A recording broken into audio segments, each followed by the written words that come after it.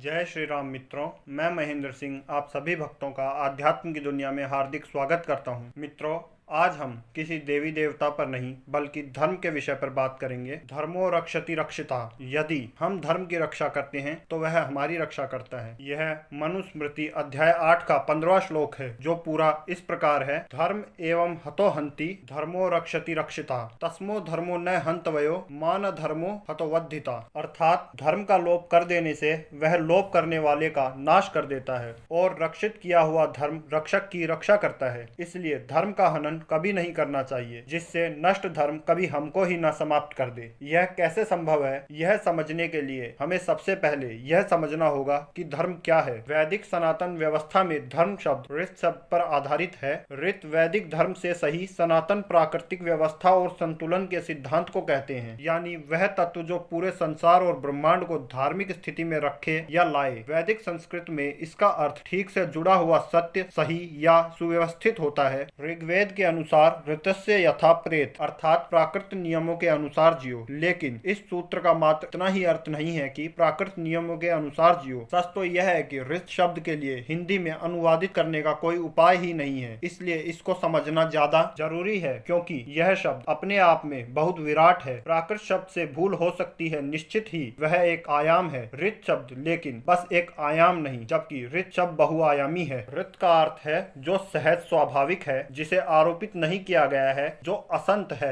आपका आचरण नहीं, जो आपकी प्रज्ञा का प्रकाश है, चरित्र की व्यवस्था नहीं, जिसके आधार से सब चल रहा है, सब ठहरा है, जिसके कारण अराजकता नहीं है। वसंत आता है और फूल खिलते हैं, पतझड़ आता है और पत्ते गिर जाते हैं। वह अदृश्य नियम है जो वसंत को लाता है और पतझड़ को भी। सूरज है, चांद है, तारे हैं, यह विराट विश्व है और कहीं कोई अराजकता नहीं। सब सूत्रबद्ध है, तारतम्य में है, सब संगीतपूर्ण है। इस लयबद्धता का नाम ही ऋत है। बहुत गूढ़ व्याख्याओं पर न जाते हुए साधारण शब्दों में कहा जाए तो वेदों में ब्राह्मण, क्षत्रिय, शूद्र और वैश्य को कर्म के आधार पर बांटा गया है। आप बताए गए माध्यम से सही सही कर्म करते रहें, तब आपके वही कर्म धर्म बन जाएंगे और आप धार्मिक कहलाएंगे। मनुष्यों के लिए यही धर्म है। यहाँ एक और शब्द आया, सनातन। अब तक आपने जहाँ भी पढ़ा होगा और सुना होगा, उसके अनुसार सनातन का अर्थ है शाश्वत या हमेशा रहने वाला, अर्थात जिसका न आदि है न अंत है। और यही सबसे बड़ी भूल हुई है, जो आज धर्म के बड़े जानकार भी गर्व से कहते हैं कि सनातन धर्म कभी नष्ट नहीं हो सकता, चिरकाल से चलता आ रहा है और चिरकाल तक चलता रहेगा। जबकि वैदिक सनातन धर्म की आज की स्थिति तो आपके सामने है, या यूं कहें तो आज वैदिक सनातन धर्म आपको शायद ही कहीं दिखे। दूसरी ओर अगर ऐसा होता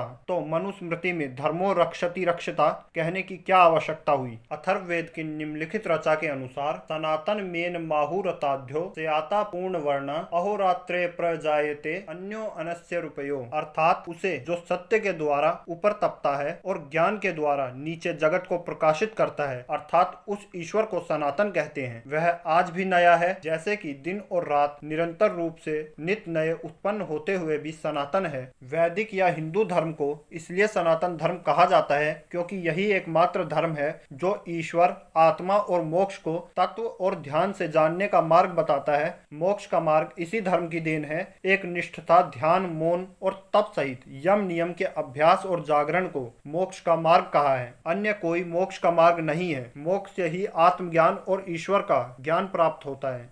यही सनातन धर्म का सत्य है, जिसमें हम ईश्वर से प्रार्थना करते हैं कि ओम अत्सो मा सद्गमया तमसो मा ज्योतिर्गमया मृत्योर्मा अमृतम गमया ओम शांति शांति शांति ही, अर्थात हे ईश्वर, मुझे मेरे कर्मों के माध्यम से असत्य से सत्य की ओर ले चलो, मुझे अंधकार से प्रकाश की ओर ले चलो, मुझे मृत्यु से अमरता की ओर ले चलो। वैदिक सनातन धर्म में हम मानते हैं कि ओम पूर्णमदा पूर्णमिदा पूर्णता पूर्णमुदच्यते पूर्णस्य पूर्णमादय पूर्णमेवावशिष्यते, अर्थात सत्य दो धातुओं से मिलकर बना है, सत और तत्। सत का अर्थ है यह और तत् का अर्थ है वह, दोनों ही सत्य हैं। अहम ब्रह्मास्मि और तत्वास्मि, अर्थात मैं ही ब्रह्म हूँ और तुम ही ब्रह्म हो। यह संपूर्ण जगत ब्रह्ममय है, ब्रह्म पूर्ण है यह जगत भी पूर्ण है। पूर्ण जगत की उत्पत्ति पूर्ण ब्रह्म से हुई है। पूर्ण ब्रह्म से पूर्ण जगत की उत्पत्ति होने पर भी ब्रह्म की पूर्णता में कोई न्यूनता नहीं आती है, वह शेष रूप में भी पूर्ण ही रहता है। यही सनातन सत्य है। जैसा कि हम सभी जानते हैं कि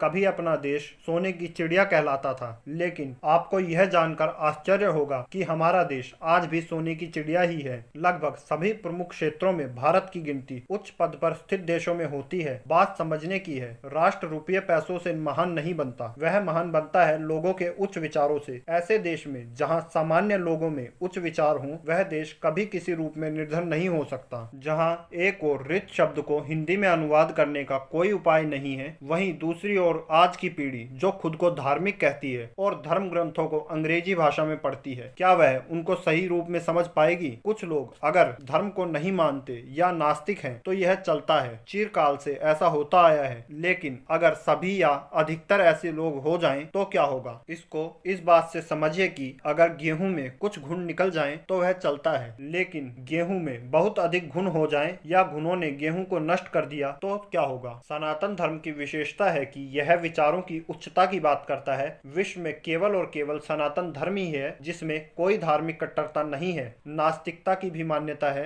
एक और जहां लगभग सभी धर्म बाकियों के धर्मांतरण की बात कर रहे हैं, वहीं सनातन धर्म का सिद्धांत है कृण्वन्तो विश्वमार्यम, अर्थात विश्व के सभी लोगों को श्रेष्ठ गुण कर्म स्वभाव वाले बनाओ। वेदों से लेकर बाद के किसी भी ग्रंथ में यह नहीं लिखा कि सबको सनातन धर्मी या हिंदू बनाओ। हिंदू प्रार्थनाएं और दृष्टि केवल मानव ही नहीं अपितु समस्त दृष्टि के कल्याण, समन्वय और शांति की प्रार्थना करती है। तो मित्रों, मेरा आप सभी से विनम्र निवेदन है कि अपने धर्म से जुड़े रहिए, उसके बारे में पढ़िए, सुनिए, जानिए और सूक्ष्म तथ्य को समझिए, जिससे कि हमारी सृष्टि कल्याण की ओर अग्रसर हो सके। और अब इसी के साथ हम आप सभी से विदा लेते हैं। यदि आपको हमारे द्वारा दी गई जानकारी लाभदायक लगी हो तो वीडियो को लाइक करें और चैनल को सब्सक्राइब करें। साथ ही घंटी के बटन को अवश्य दबाएं, जिससे कि आध्यात्म से जुड़ी इसी प्रकार की महत्वपूर्ण जानकारी आपको प्राप्त हो सके। जय श्री राम।